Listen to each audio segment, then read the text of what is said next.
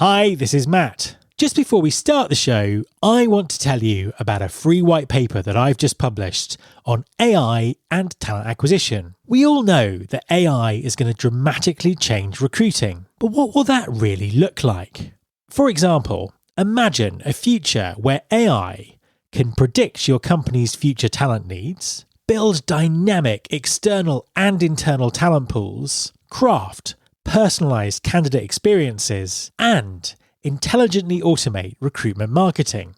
The new white paper, 10 Ways AI Will Transform Talent Acquisition, doesn't claim to have all the answers, but it does explore the most likely scenarios on how AI will impact recruiting. So, get a head start on planning and influencing the future of your talent acquisition strategy. You can download your copy of the white paper at mattalder.me/transform. That's mattalder.me/transform. There's been more of scientific discovery, more of technical advancement and material progress in your lifetime and mine than in all the ages of history.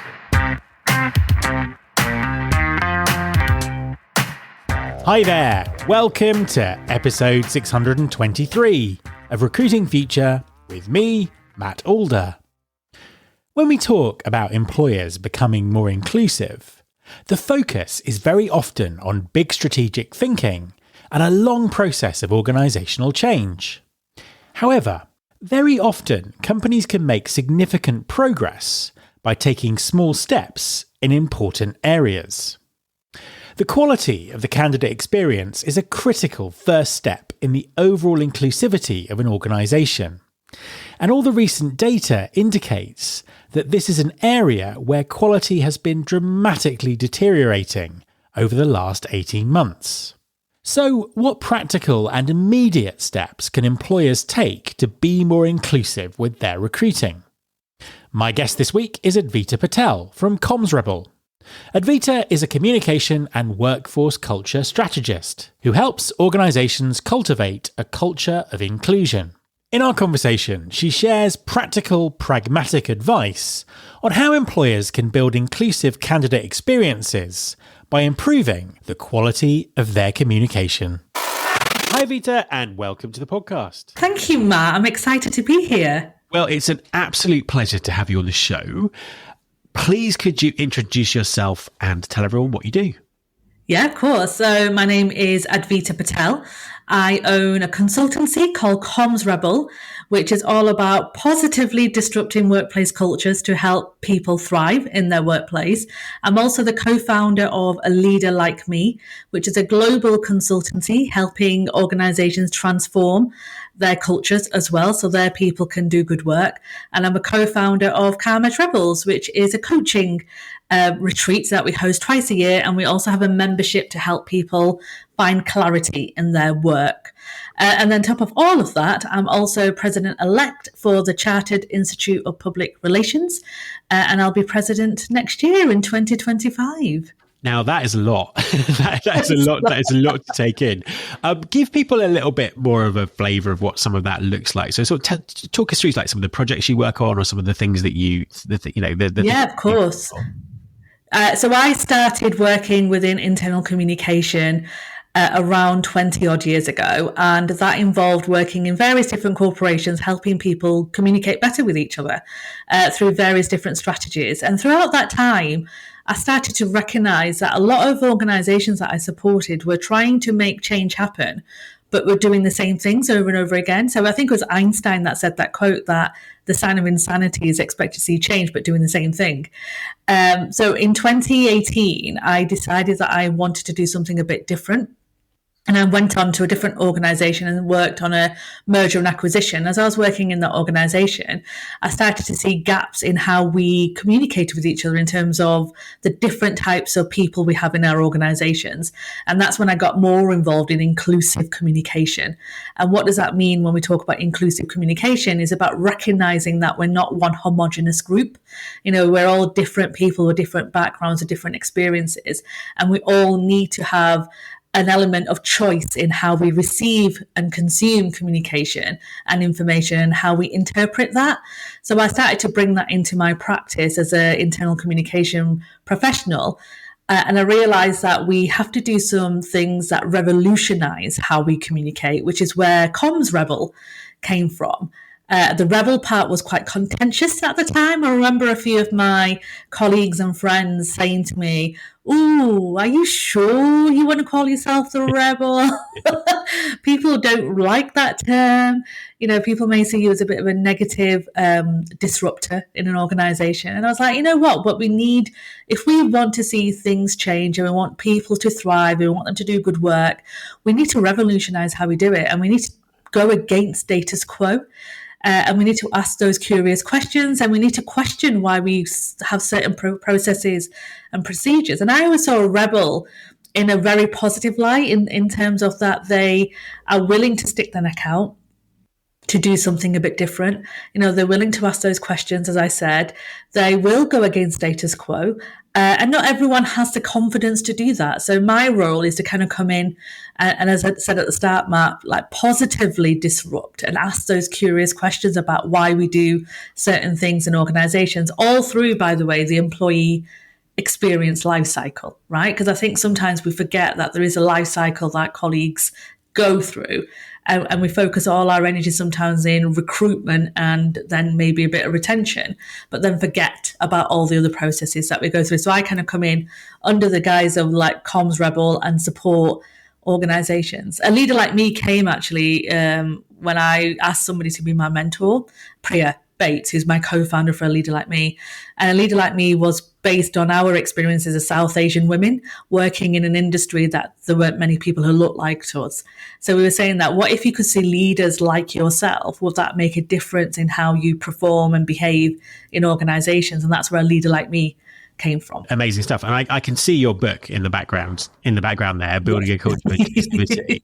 So I suppose let's dig into that in the context of sort of recruiting and talent acquisition, that kind of the start of the employee journey, if you like. So everyone talks a lot about diversity, equity, inclusion, belonging in the talent acquisition space, but yet there are lots of things about the recruitment process that haven't changed in, I want to say 100 years, but at least several decades. How could recruiting processes be more inclusive, and where are the areas where they're sort of currently excluding talent? Yeah, I mean, you're so spot on in terms of how change hasn't happened as quickly in the recruitment side, from the basics of not having salaries on a job description. I'll never really understand. I'm sure there's a valid reason somewhere and someone can come up with some real good reason why salaries are not on there, but not having salaries on JDs is quite exclusive. And it means that there's certain individuals who will not be able to apply for that opportunity because they just don't know where they stand. In terms of, is it something that can afford, is it something that's affordable to me? Am I able to survive on that salary? And is it something that I can contribute as well in terms of my living experience? And that kind of doesn't appeal to those from a lower socioeconomic background or somebody who may be underrepresented in other areas of those characteristics.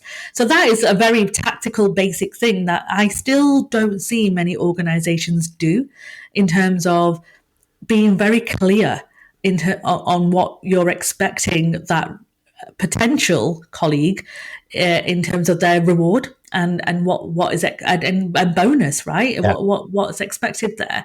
Things like not being very clear on the essentials for that role. So there'll be loads of job descriptions that'll have lots of nice to-dos and nice things. And, we need 4 degrees from 15 different universities.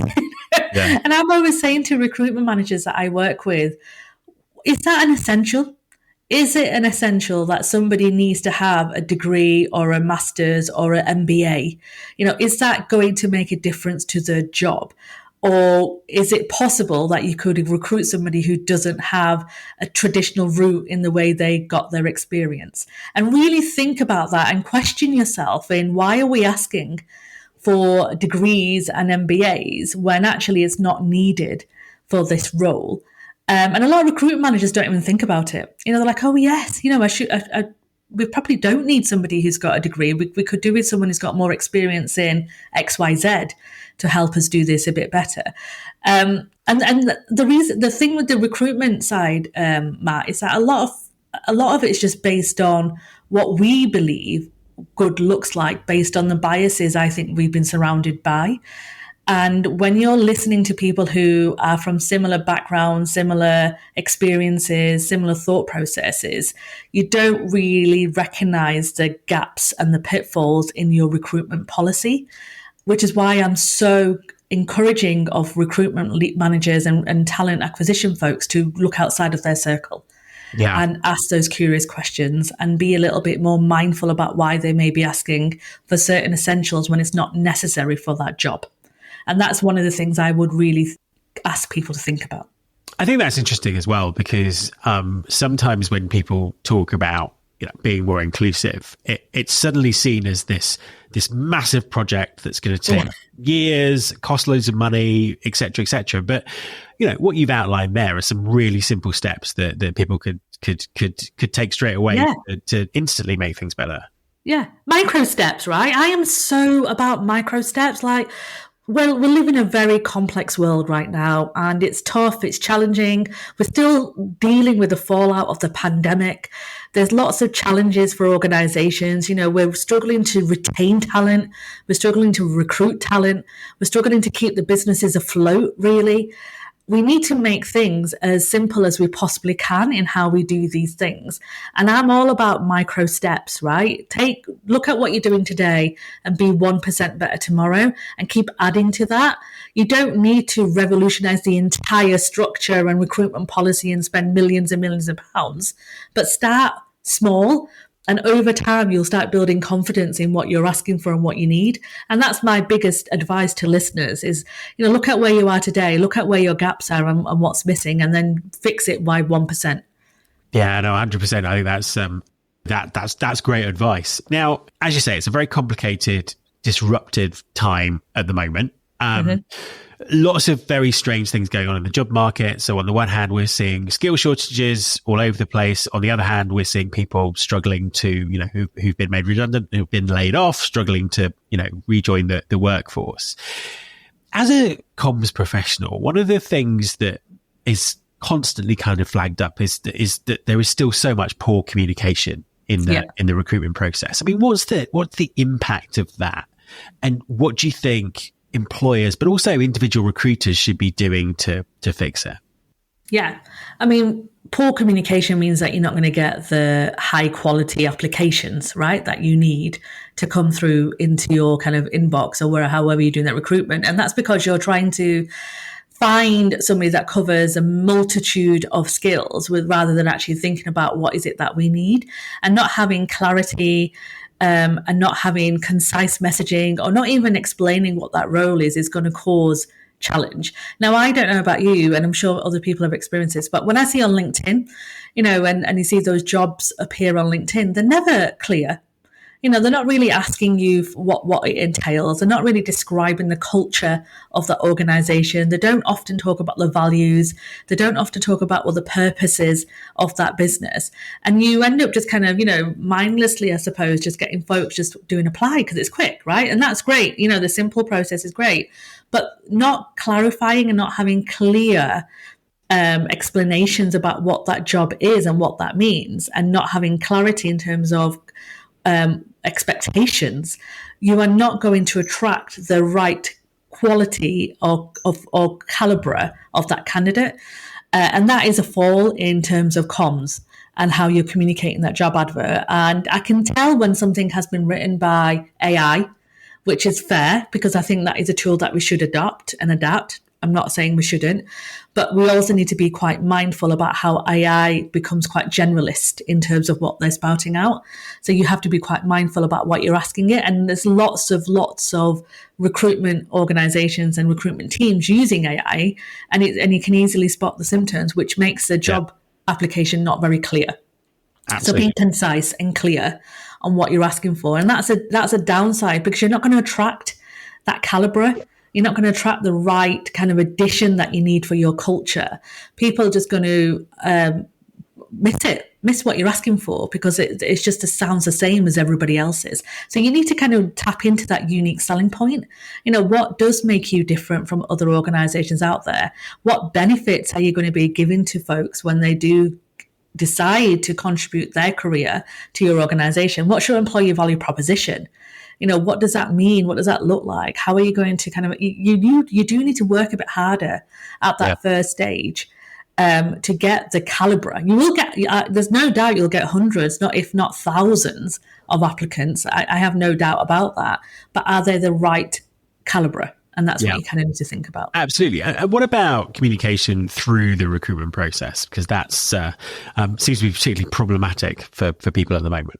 Oh, it's shocking. I mean, the stories I hear about how communication has broken down between the candidate and the recruiter is awful and heartbreaking, right? So there's so many people who have been I only did a LinkedIn post about it a few days ago, actually, because over the last couple of weeks, I've had a few DMs from people, because I'm also a coach, a confidence coach. So I help people kind of boost their confidence and self-esteem. So I've had a few people inquiring about that based on the fact that they've had a terrible experience through a recruitment process. So they've applied for an opportunity, they've gone through several rounds, and then they've been ghosted completely.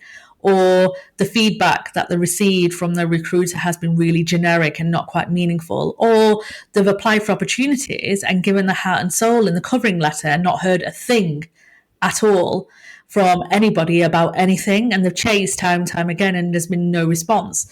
It's just awful. Like, we've kind of lost this skill of how to communicate well with people and understand that they're human beings at the end of that CV or the end of that covering letter that they've gone out their way to send into you.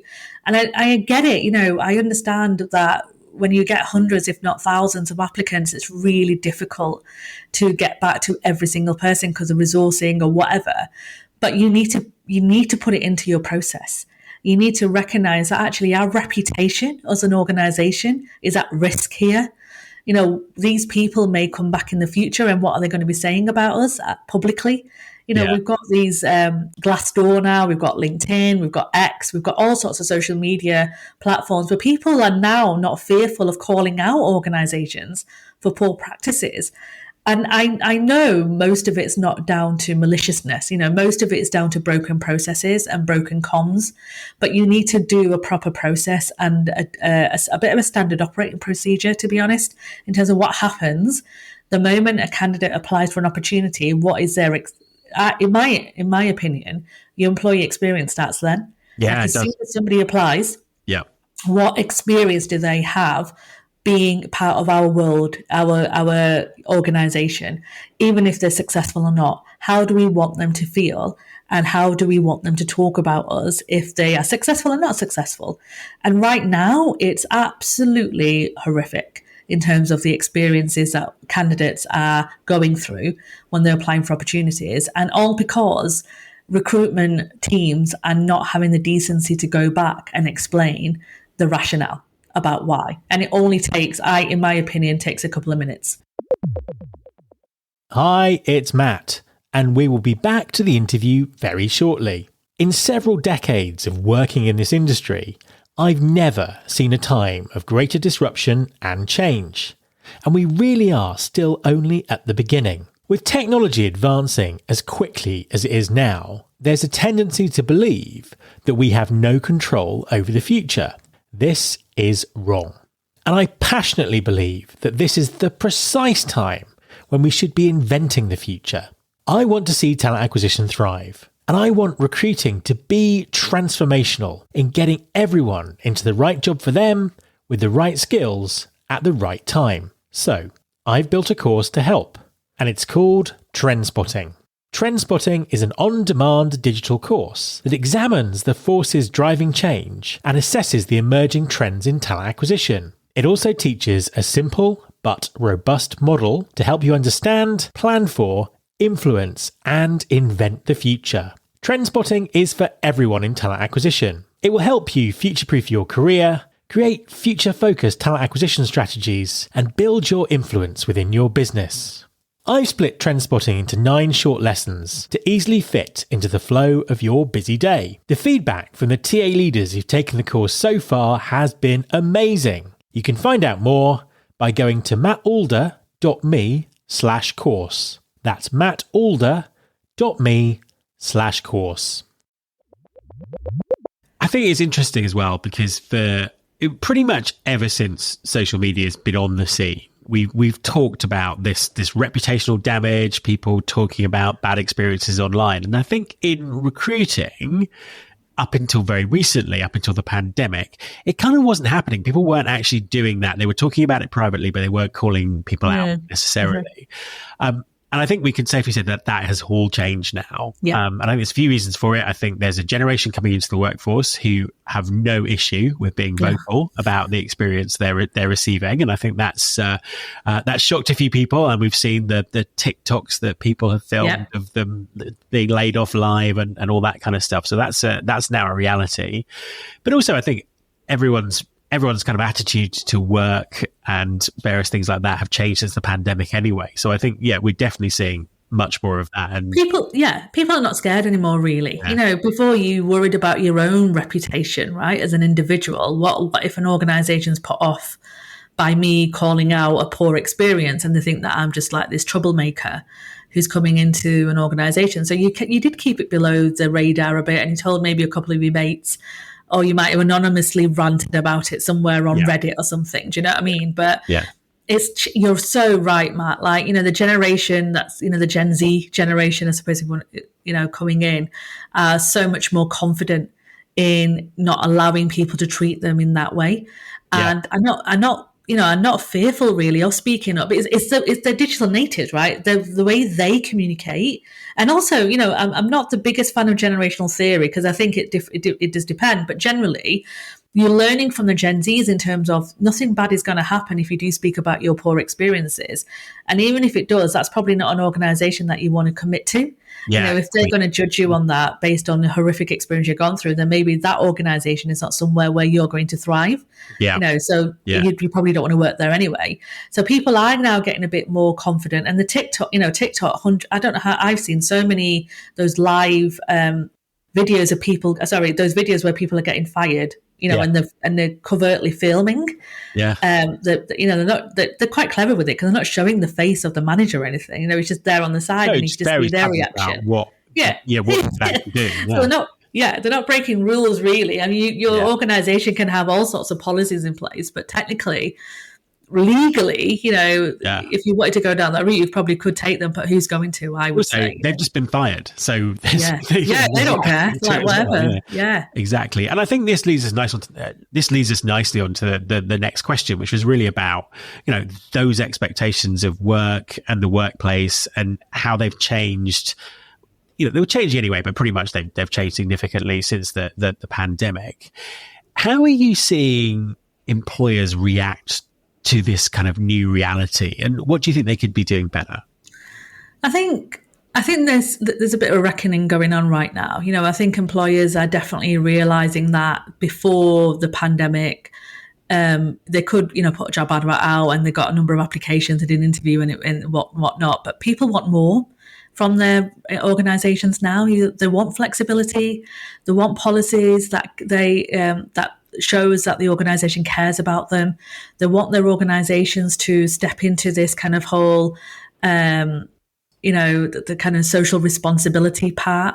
They want folks to comment on things. They'll be judging organizations on where they're committing their energy in terms of public support, even down to the political stuff, which organizations used to avoid many times, right? And some still do, but people are asking questions of the organization. What is the social responsibility that you have? What flexibility do you have? How are you supporting working parents? How are you supporting people who have disabilities? How are you helping those who are underrepresented in the workplace? How are you supporting those from lower socioeconomic backgrounds? People want to know. And they'll be asking those questions in interviews. They'll be asking those questions around what happened to the last person that was in this position. Where did they go? What happened to them? And even though the job market is challenging for some people right now, the reason it is a little bit more challenging is I do honestly believe that people are a little bit more cautious about where they're committing their time. Before you may have just taken an opportunity because it was a job, right? I know when I was growing up, it's like, just get the first job that's offered to you because, you need to earn money. It was that kind of world. But I think people are definitely being a little bit more cautious about where am I going to go and how is it going to help me. And mental health and well-being is an incredible part of the workplace right now. And all of that feeds into how included people feel. Because when they don't feel included and they don't feel that they belong in a workplace, they're going to have a knock-on effect on how they're feeling mentally. And then the mental impact will impact the physical, right? And a lot of folks have experiences through COVID and the pandemic. So they're being very cautious about, is this organization going to help me just survive, or is it going to help me thrive? Absolutely. Makes perfect sense. And a final future focused question. We mentioned AI already earlier in the conversation, and how it can be misused, but also what an important sort of tool and resource it is. As we move forward and we see more adoption of AI in talent acquisition and HR, and also the technology gets more sophisticated, is that going to make things better, or is it going to make things worse? It's how to your point, Matt, it's how you use it, right? So AI I honestly believe it's an incredible tool.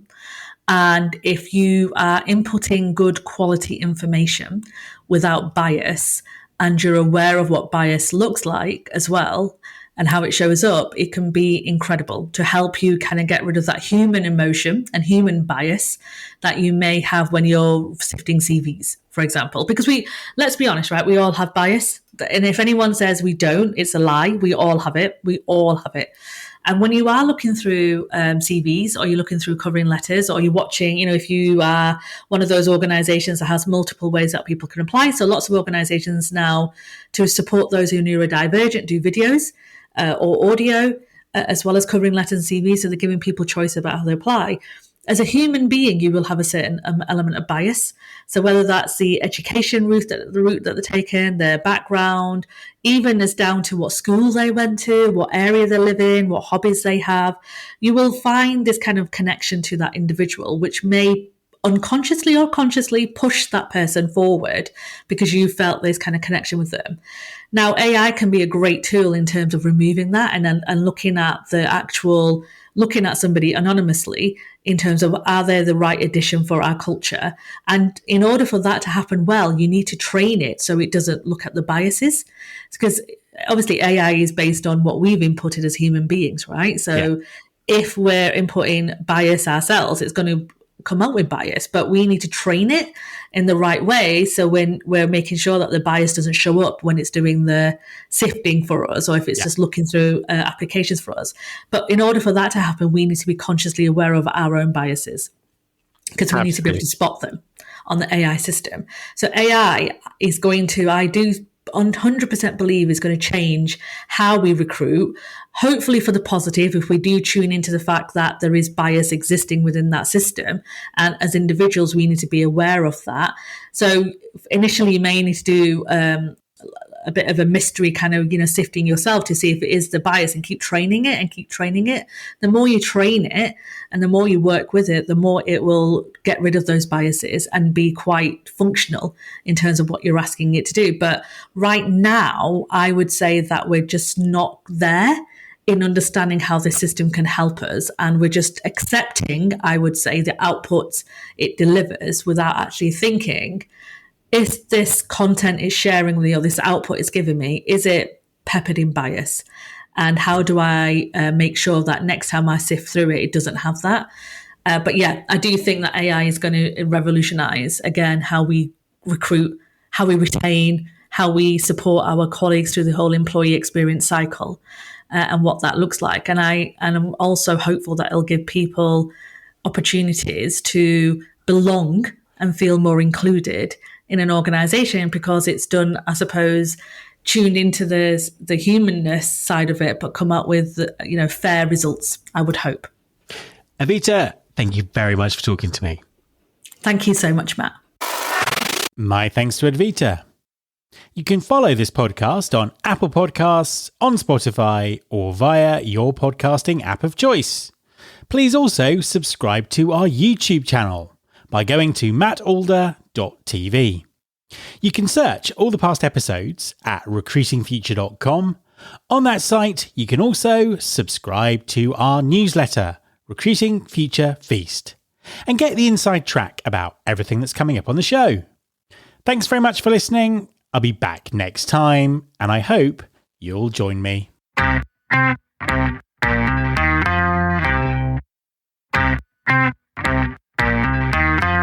This is my show.